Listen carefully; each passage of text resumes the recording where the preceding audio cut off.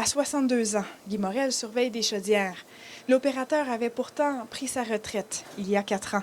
On a perdu environ un peu plus que 36 % de notre pension. C'est assez difficile. Disons, la fin du mois vient vite.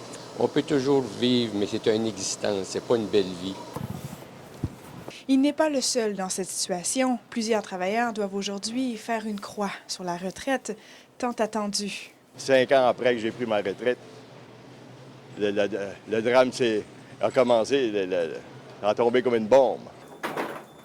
Du jour au lendemain, les retraités de Fraser perdent une partie de leur pension et plusieurs d'entre eux doivent gratter les fonds de tiroir ou encore retourner sur le marché du travail. Environ 1 500 $ par mois. Ça, j'ai perdu. Mais par année, ça va au-dessus de 8 000 $. J'ai coupé sur mon cellulaire, j'ai coupé sur mes voyages que je prenais une fois par année. C'est de ne pas pouvoir avoir la retraite que tu aurais voulu avoir, comme voyager, faire des choses avec ta conjointe.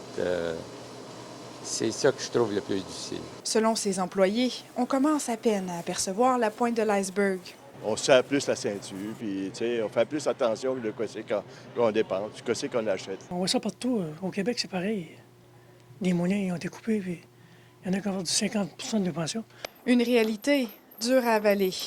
Vous pensez travailler jusqu'à quel âge?